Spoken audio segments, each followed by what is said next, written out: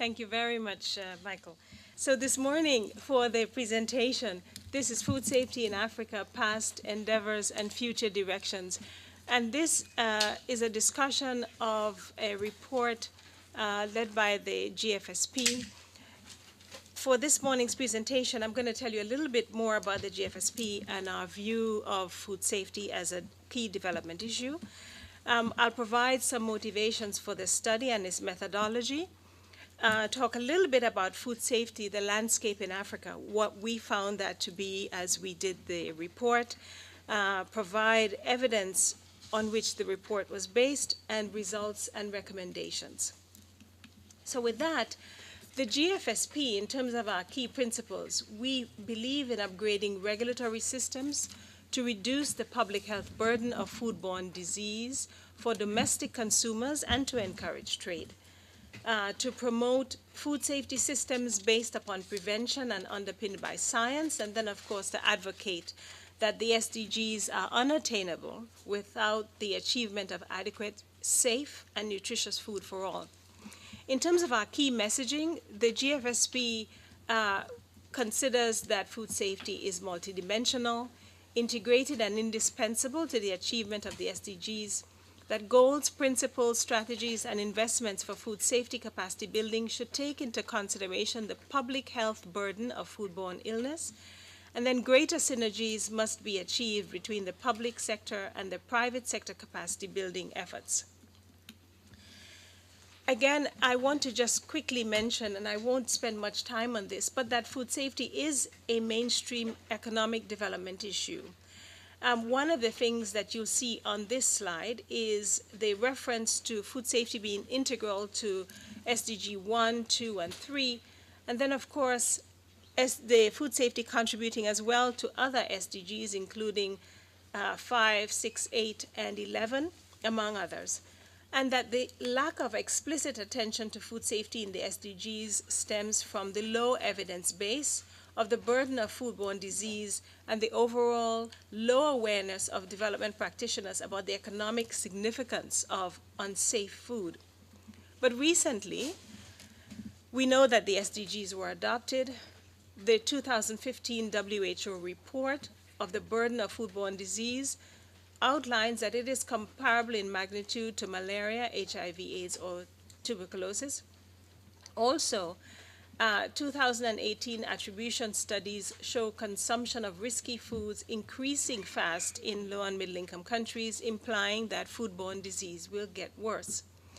And we know that there have been repeated high-profile scares, and of course, most recently, the listeriosis outbreak in South Africa. So as we look at the food safety landscape in sub-Saharan Africa, what we found was that there was new evidence of the very large health and economic burden of foodborne disease, where sub-Saharan Africa has the highest per capita burden of foodborne disease. Agri-food systems are characterized by many hazards, but there's limited understanding of their presence, prevalence, and contribution to health risks. There's a rapidly growing and urbanizing population needing safe and nutritious food on the continent. There's heavy dependence by domestic consumers on informal markets for food, and produce and animal-sourced food are significant contributors to foodborne disease. Food safety underpins the region's agriculture and development strategies.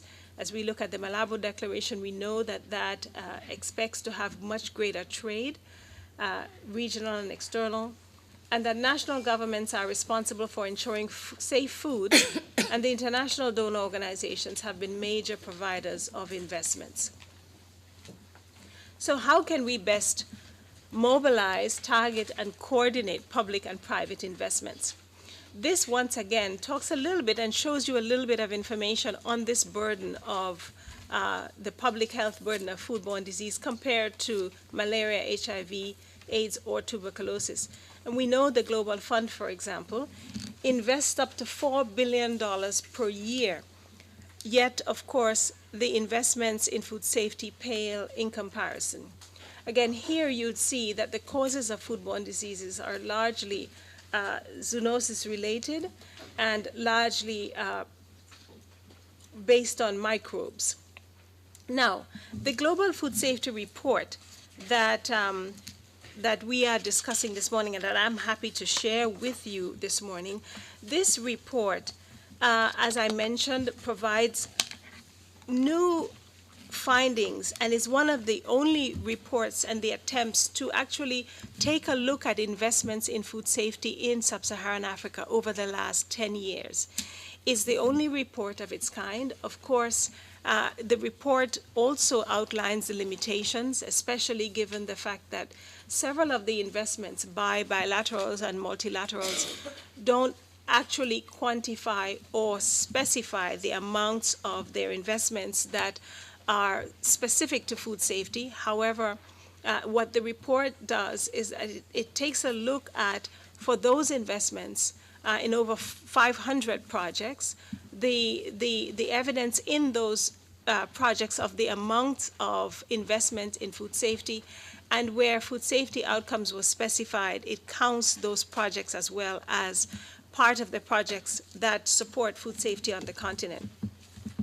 This study, as I mentioned, had very important input and support from the private sector. And I also want to mention that the CGIAR CRP, Agriculture for Nutrition and Health, provided in-kind support for the study. So the goals of the food safety study in Africa report was really to look at improvement in the quality and quantity of food safety capacity building in sub-Saharan Africa by providing information and analysis that public and private sector could use to better target their investments. This was, the motivation for this was based on the fact that the capacity building needs in Africa far outstrip current efforts. This makes it imperative to better target, prioritize, and coordinate public and private efforts, and find synergies that can help maximize the food safety and development benefits of capacity investments. In terms of the methodology for the project, we compiled and analyzed data on over 500 projects funded by 30 donor organizations since 2010. We also gained input from over 200 experts and stakeholders, and that allowed us to describe the food safety landscape and governance frameworks for food safety capacity buildings. And then based on that, we made major findings and recommendations. We're pleased as well to state that the report had a project advisory panel that you can look at, because I know you have this information. And the project advisory panel included, as you see, several stakeholders on the continent, but also stakeholders who are not based on the continent, but who have been very instrumental in providing support to food safety in sub-Saharan Africa. Now, in terms of the landscape, we have now 3 sets of evidence for, in fact, let me just focus on the food safety landscape in sub-Saharan Africa. And allow me to just get to that slide here. Okay. So I actually went through the landscape. So then the 3 sets of evidence that provide the context for the report. The evidence is clear that there's a very large and likely worsening health burden of foodborne disease on the continent. There is, of course, the current dominance and future persistence of informal markets. In fact, the report makes mention that currently, perhaps as much as 70% and above of domestic consumers in sub-Saharan Africa rely on informal markets for their food. And that in the next 20 to 30 years is likely to remain around 50 to 70%. And so we recognize that that persistent dependence on informal markets is one that we have to recognize. And thirdly, there is increasing consumer concern over food safety on the continent. So in terms of the findings of the study, one of the things, and this chart tries to show, is a complicated and dynamic landscape for food safety on the continent. The fact that we have African institutions at the bottom of this diagram only goes to show that they are foundational to food safety on the continent and very critical to food safety outcomes, the improvement, and of course, the prioritization of food safety outcomes on the continent. But I think it's important as we look at the determinants of food safety, which is that middle band, to recognize the ecobiological, the food systems and markets, the physical infrastructure, and the governance that all interplay to account for the complexity that we see. With eco and biological, we know that food types and environmental conditions are changing. Those also impact food safety. There's bacterial, viral, and parasitic hazards. There are natural chemical hazards like aflatoxins, and of course, man-made chemical hazards in terms of pesticides, etc. And in the food systems and markets, sub-Saharan African agriculture is characterized by smallholder farmers and informal markets and street vendors. We have formal sort of urban convergence, convenience stores and supermarkets that are now taking shape, and formal and informal regional trade and formal trade outside the continent. In terms of the physical infrastructure, clean water, safe storage, cold chains, all of these impact food safety on the continent. And then the governance, the organizational fragmentation, even as we look at several countries where, as you look at the responsible authorities for food safety, there are several entities within any one country that has responsibility for food safety. And as someone mentioned earlier, that allows for food safety almost to fall through the cracks, both in terms of when there are outbreaks, but not only when there are outbreaks, but accountability for safe food for consumers on the continent. And in terms of the investors at the top, we have both the UN organizations, development banks, bilaterals, foundations, and the private sector being very important. Of course, national governments are very critical to the investments in food safety in their countries. The second result that came out of the report is that food safety investments are helpful, but small. Donor investments since 2010 are difficult to quantify, but likely less than $40 million per year, which is rather small in relation to the burden of foodborne disease and investments in other health areas. Relatively few large donors are present, and I'm happy to see that several of them are here today. The EC, the US, FAO, WHO play leading roles, with the World Bank and the African Development Bank playing increasing roles. Donor food safety investments overwhelmingly are focused on supporting overseas market access for products from Africa and sub-Saharan Africa. And there's relatively little donor investments to directly reduce the foodborne disease burden in informal markets through surveillance systems, public awareness, research, etc. Over 50% of the projects addressed food safety through improved government capacity rather than support to private sector capacity for hazard prevention and verification. The third set of results actually stem from the expert concerns, and these were had through the formal and informal interviews that were conducted by the report team.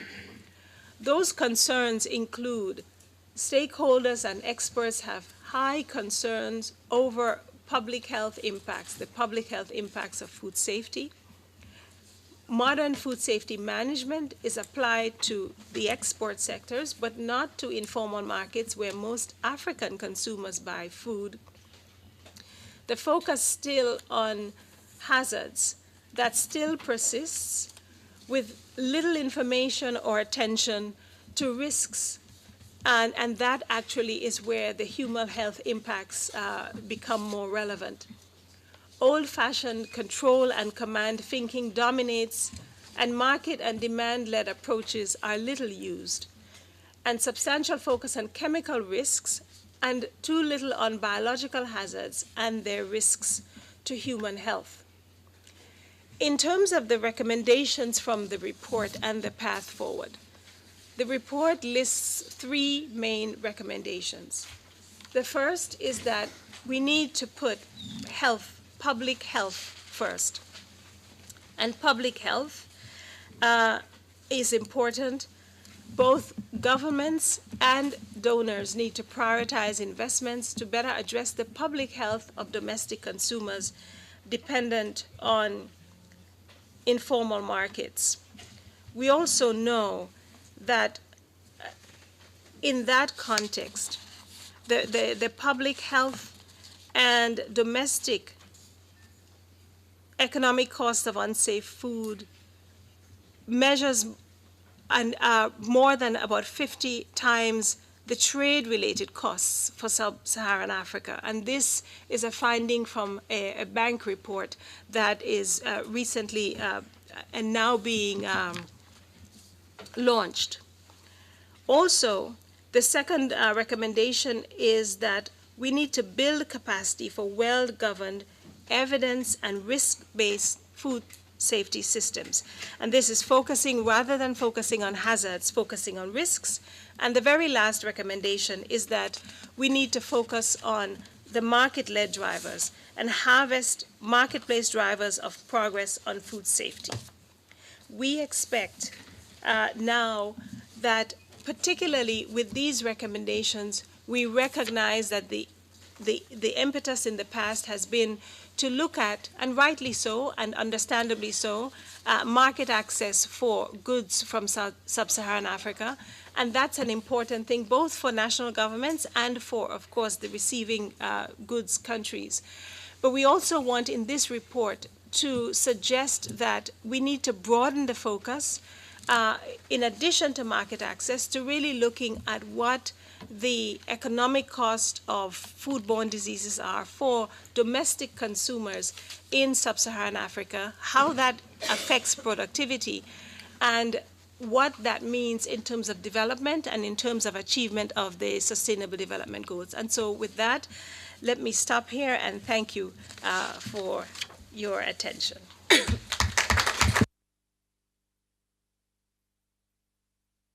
Thank you, Listra. The headline data which struck me is the 40 million. I think that is an underestimate, to be honest. I need to check with USAID. I think we do more than 40 million per annum on food safety across the world, but we'll discuss this in the Q&A.